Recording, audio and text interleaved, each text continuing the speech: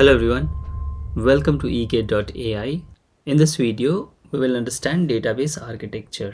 तो database architecture होता क्या है ये हम लोग समझेंगे, right? So what is database architecture? Basically it's a structured framework, समझ लो, where we understand कि how database systems are organized. Okay, majorly three types of architecture हम लोग पढ़ते हैं, 1 tier, 2 tier and 3 tier architecture. तो जैसा नाम सजेस्ट कर रहा है, 1 tier architecture क्या होता है, इसमें simply database is directly available to user, right? So अब इसका मतलब क्या है कि एक डेटाबेस बनाया, उसके अंदर सारे इन्फॉर्मेशन है and database is directly user को दे दिया कि भाई ये लो database, right? You can directly query etcetera. वो 1 tier, एक कॉन्सेप्चुअली 1 tier आर्किटेक्चर हो गया. वाइल इन 2 tier क्या होता है कि हमने मान लो कि ये मेरा क्लाइंट है. एक एग्जांपल यदि लेना है तो let's say this is a web browser, right? And then I have a database. I draw database like this. तो वेब ब्राउज़र जो है डायरेक्ट डेटाबेस से कनेक्ट हुआ है, राइट?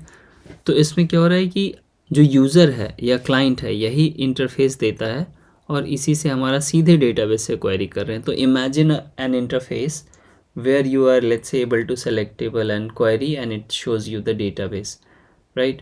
So यदि आपने PHP MyAdmin टाइप की चीज़ें यूज़ करी है या Oracle का इंटरफेस यूज़ किया है तो वहाँ से आप डायरेक्ट क्वेरी कर पाते हो, या MS SQL में भी होता है, राइट? तो वो आपका 2 tier आर्किटेक्चर है, राइट?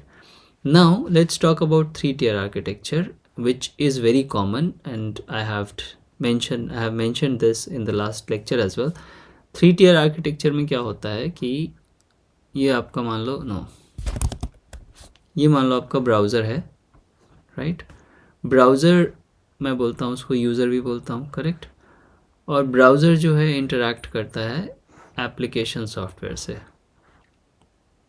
ओके, ये राइट. देन ये है मेरा एप्लीकेशन सर्वर, राइट? अब एप्लीकेशन सर्वर में जस्ट बिजनेस लॉजिक लिखा हुआ है, एप्लीकेशन लॉजिक लिखा हुआ है. एप्लीकेशन सर्वर को जब भी कोई डेटा चाहिए तो वो इंटरैक्ट करता है डेटाबेस से. तो ये मेरा 3 tier आर्किटेक्चर हो गया. जैसा नाम सजेस्ट करता है सब ऐसा वैसा ही है. इसके अलावे भी बहुत सारी चीज़ें होती हैं जो हमको थोड़ा सा जानना चाहिए. एडवांस कॉन्सेप्ट्स है बट फॉर योर नॉलेज. जैसे एक होता है data distribution. So this is not very rare, in fact it's used.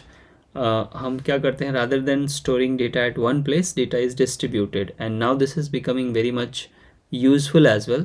क्योंकि जैसे यूरोप जैसी कंट्रीज़ में GDPR लॉ है, मतलब यूरोप का डेटा जो है यूरोप में ही होना होगा, है ना? यूरोप के किसी डेटा सेंटर में ही होना होगा. तो यदि कोई एप्लीकेशन है तो उसके अलग अलग डेटा सेंटर होने होंगे और अकॉर्डिंग टू यूज़र वो अलग अलग डेटा सेंटर्स में उसके इन्फॉर्मेशन होने होंगे, राइट? तो वो एक डिस्ट्रीब्यूटेड सिस्टम्स बनेगा, राइट? और उसमें जिसमें डेटा अलग अलग जगहों पे स्टोर्ड होगा. सिमिलरली एक क्लाउड डेटाबेस भी होता है.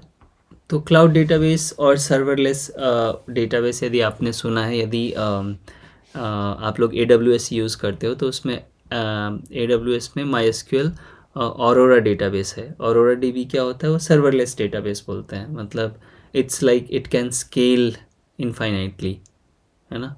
तो इस टाइप के डेटाबेस कॉन्सेप्ट्स भी आए हैं which are very recent and which are very widely used and as per the demand of the recent or modern web or other applications, especially web applications, these are very much helpful.